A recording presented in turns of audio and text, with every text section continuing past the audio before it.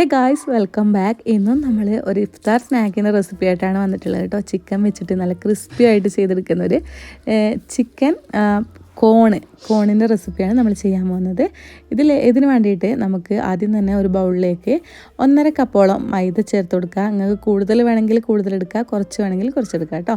ഇതിലേക്ക് പാകത്തിന് ഉപ്പും 1 ടീസ്പൂൺ ഓയിലും കൂടെ ഒഴിച്ചു കൊടുത്തിട്ട് നല്ല പോലെ ഇതൊന്ന് മിക്സ് ചെയ്തെടുക്കുക.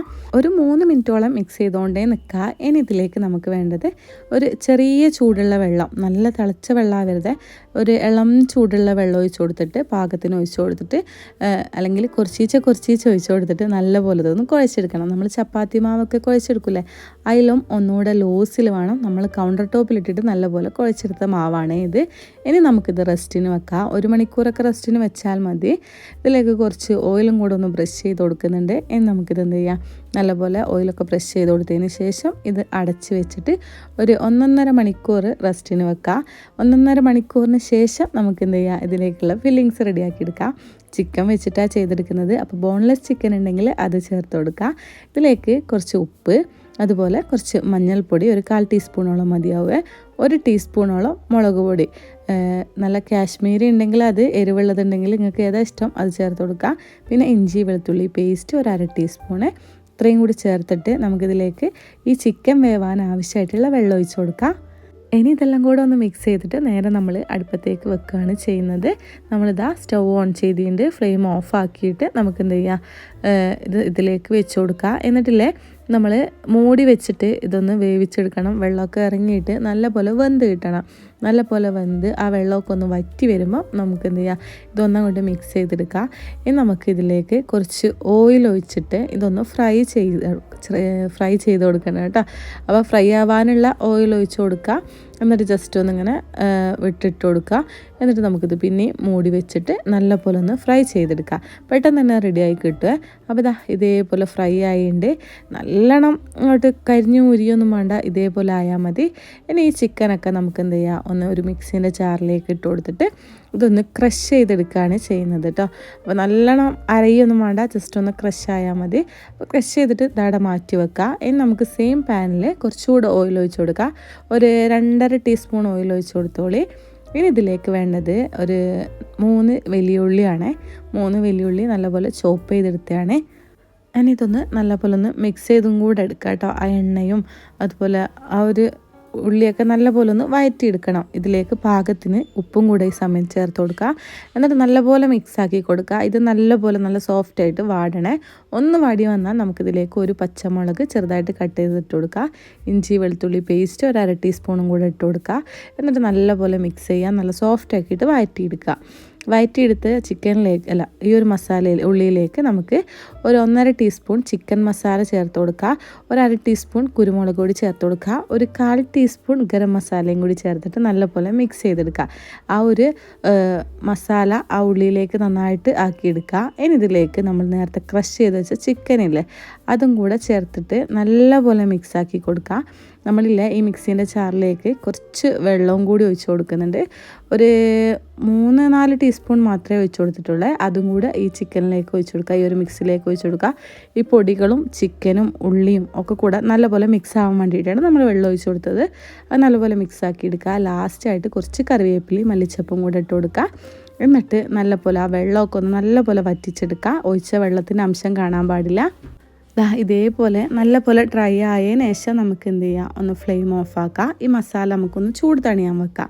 അപ്പോഴത്തേക്കും നമ്മളെ മാവൊക്കെ സെറ്റായി വന്നിട്ടുണ്ട്, നല്ല സോഫ്റ്റായിട്ടുണ്ട്. ഈ സമയം കൊണ്ട് തന്നെ നമുക്കിതിലെ നമ്മളെ ചപ്പാത്തി ബോൾസില്ലേ, അത്ര വലുപ്പത്തിൽ ചെറിയ ചെറിയ ബോൾസാക്കി നമുക്ക് എത്രയാണോ വേണ്ടത് അതിനനുസരിച്ച് ബോൾസാക്കിയിട്ട് നമുക്ക് എന്ത് ചെയ്യുക, അട മാറ്റി വെക്കുകയാണ്. ഞാനൊരു 4-5 ബോൾസാക്കിയിട്ട് എടുത്തിട്ടുണ്ട് കേട്ടോ.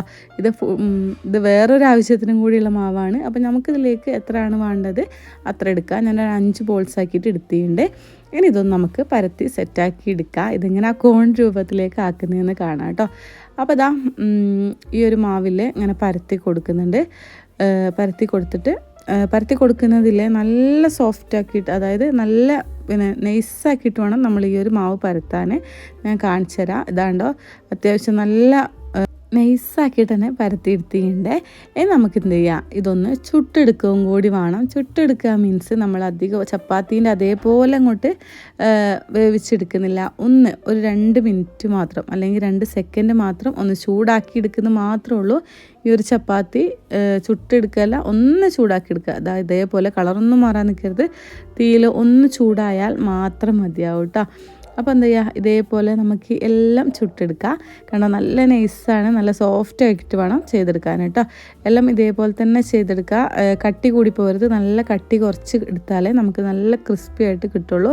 ഡയറക്റ്റ് ഈ മാവിൽ ചെയ്യുമ്പോഴല്ലേ അത്ര ക്രിസ്പി ആയിട്ട് കിട്ടൂല. അപ്പം ഇങ്ങനെ ചെയ്യുന്നതാട്ടോ ഏറ്റവും നല്ലത്. ഒന്ന് ചപ്പാത്തി പോലെ ആക്കിയെടുക്കുക. എന്നിട്ട് നമുക്ക് എന്ത് ചെയ്യുക, എല്ലാം ഇതേപോലെ തന്നെ ചുട്ടെടുക്കുക കേട്ടോ. നല്ല അടിപൊളി ടേസ്റ്റാണ് ഇതിന്. അപ്പോൾ എല്ലാം ഇതുപോലെ തന്നെ ചെയ്തെടുക്കുന്നുണ്ട്. നമുക്കില്ലേ ഇതൊന്ന് നടു കട്ട് ചെയ്തെടുക്കണം. നമ്മൾ 5 ബോൾസ് എടുത്തെങ്കിൽ ഇതിൽ 10 സ്നാക്ക് കിട്ടും കേട്ടോ. 5 ബോൾസല്ലേ നമ്മൾ എടുത്തത്. അപ്പോൾ ഇത് നടു കട്ട് ചെയ്താൽ 10 കടി നമുക്ക് കിട്ടും. ഇനി നമുക്കിതാ ഓരോന്നും എടുത്തിട്ട് ഇതൊന്ന് സെറ്റാക്കി എടുക്കുക. ഇത്രയും നമുക്ക് വേണ്ട. നമ്മളൊന്ന് ഇതിൽ മധുരവും ഒന്ന് എരിവും ചെയ്യാമെന്നാണ് വിചാരിക്കുന്നത് കേട്ടോ.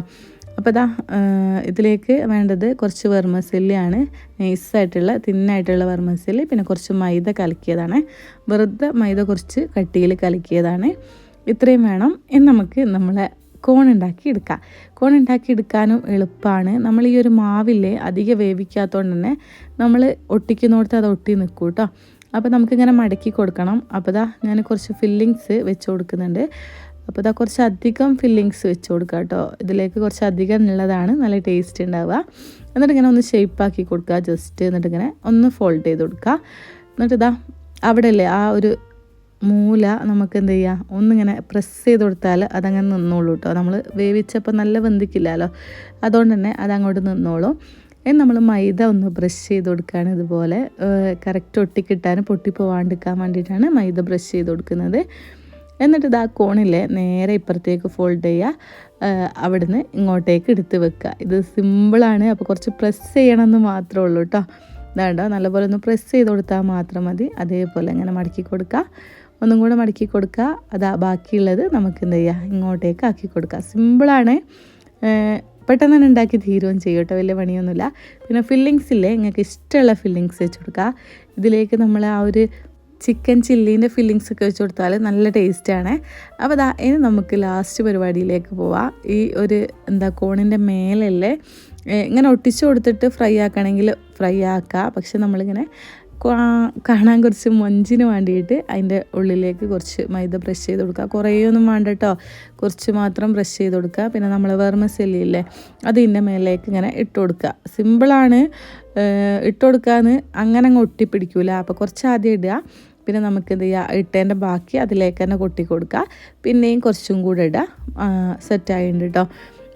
ഇത് കാണാൻ നല്ല രസമാണ്, അതുപോലെ കഴിക്കാനും നല്ല ടേസ്റ്റിയാണ്. അപ്പോൾ എല്ലാം ഇതുപോലെ തന്നെ ചെയ്തെടുക്കുന്നുണ്ട്. കണ്ടോ, നമുക്ക് 5 എണ്ണം കിട്ടിയിട്ടുണ്ട്.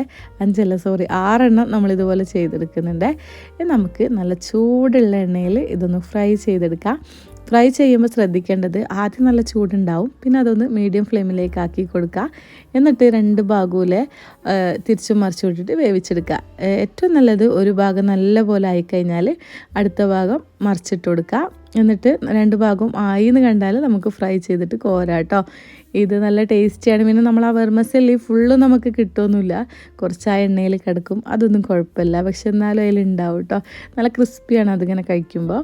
അപ്പോൾ നല്ല പോലെ 2 ഭാഗവും ആയിക്കഴിഞ്ഞെന്ന് കണ്ടാൽ നമുക്ക് എന്ത് ചെയ്യുക, കോരി മാറ്റാം. സിമ്പിളല്ല ഉണ്ടാക്കിയെടുക്കാൻ, നല്ല ടേസ്റ്റിയാണ്. നിങ്ങൾ എന്തായാലും ഒന്ന് ട്രൈ ചെയ്ത് നോക്കണം. ട്രൈ ചെയ്ത് നോക്കിയിട്ട് ഫീഡ്ബാക്ക് നിങ്ങൾ കമൻറ്റ് ബോക്സിലൂടെ കമൻറ്റായിട്ട് അറിയിക്കാനും കൂടെ മറക്കണ്ട കേട്ടോ. അടുത്തതും നമ്മൾ ഇതുപോലെ തന്നെ ചെയ്തെടുക്കുന്നുണ്ട്.